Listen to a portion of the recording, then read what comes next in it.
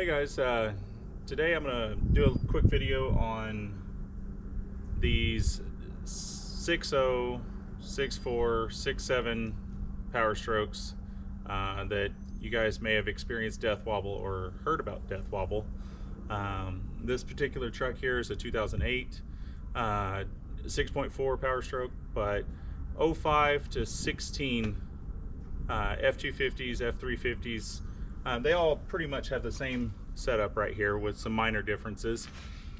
This truck's got 290,000 miles on it. They haven't really experienced death wobble, but they've got some loose parts under here. We've got both upper and lower ball joints have some play in them. All the steering has play in it. The track bar's got play in it. So we're going to go ahead and replace all of that on this truck, along with a new gearbox, because it is leaking out of the Pitman shaft seal. And we're also going to put a 3-inch leveling kit on this truck as well. So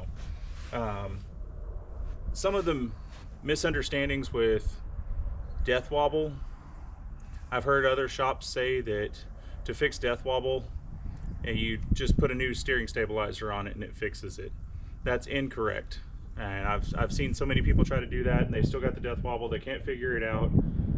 One of the main issues that these trucks have is people want to put a leveling kit on it, which in turn drops the axle down. It changes the pivot point between the upper and the lower ball joint. So whenever you do that, you're changing your caster on your alignment. So this leveling kit's getting new springs, and it's also getting the radius arm drop to keep the proper geometry.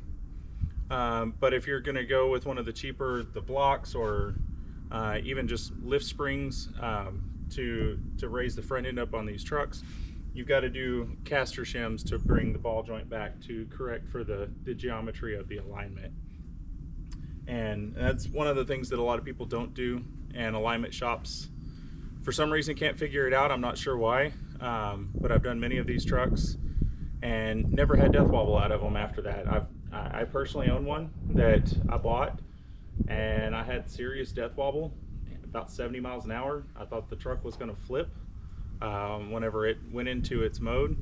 I've done the same exact kit that I'm putting on this truck, and it has resolved it. I've put over 15,000 miles on it since that build and not had death wobble one time since then. So it's a guaranteed fix if you do it right. Now here guys, we're gonna get a closer look at what we're actually replacing on this truck. So we are going to replace the upper ball joint, the lower ball joint. We're going to replace all of the steering stuff. So this piece is getting replaced because it has a joint right there, and as you can see, the gearbox is leaking. That's getting replaced too, and all of the fluid residue. The adjusting sleeve is going to get replaced because it comes part of that kit. The outer tie rod is getting replaced. As you can see, this boot has seen some better days. There is quite a bit of play. If I had the tires on this, I could rock it back and forth and show you the play that it's got.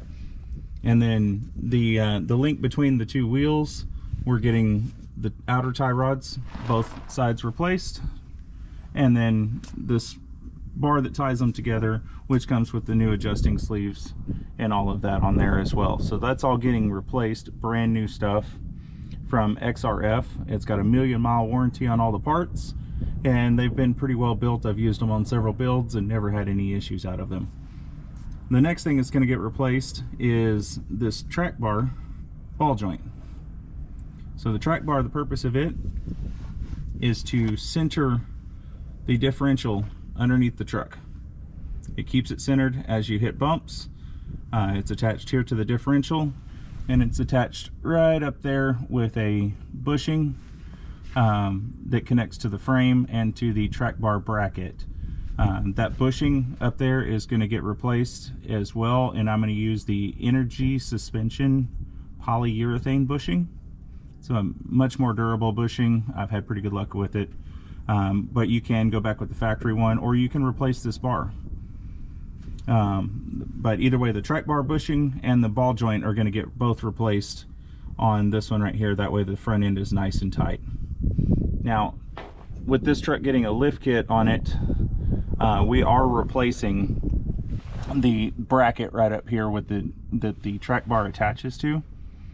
And the reason we're replacing that is it drops it down to account for the lift, so it will center the differential up after it's dropped down. There's a couple options that you can do there. You can either do the relocation bracket, which is part of this kit, or they make an extended adjustable track bar to be able to center that back up after doing the lift. This one just came with the bracket. We're going to go ahead and use it. The next thing I'm going to replace on this truck is the steering stabilizer. Now keep in mind, a lot of shops will try to tell you that that is the end-all fix for death wobble. It is not. It helps. It's a band-aid for it. But being that we're doing all this new stuff, it's not too much more to just add a new one in there. So we're going to use the Bilstein 5100 series stabilizer on it. And part of the lift kit has the radius arm drops that will help center this thing back up, so we won't have to worry about the caster shims. But if we were just going to use the blocks, we would definitely want to turn the caster back a little bit to try to get as close to zero as possible. And being that this is a SuperDuty, in order to change these ball joints out, we've got to pull the knuckle off.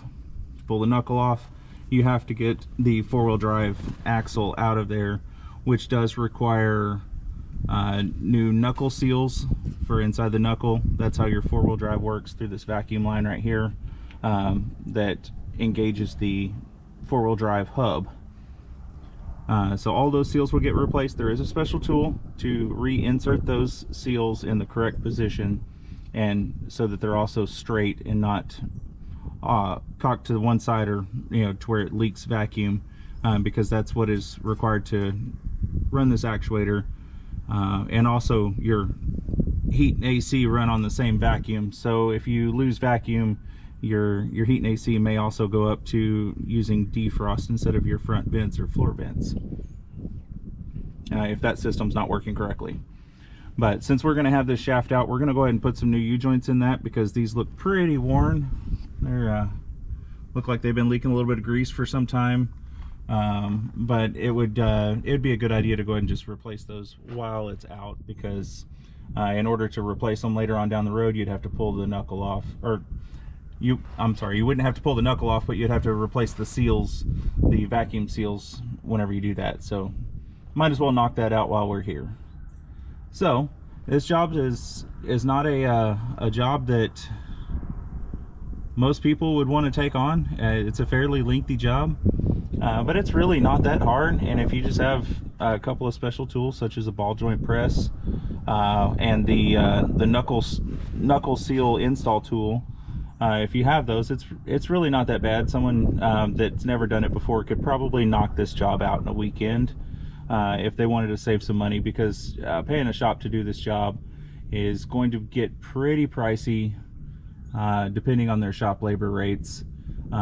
This customer just wants to take care of this truck and get it up and going, so we're gonna go ahead and knock it out. I'll show you guys the disassembly process coming up whenever we get this thing taken apart.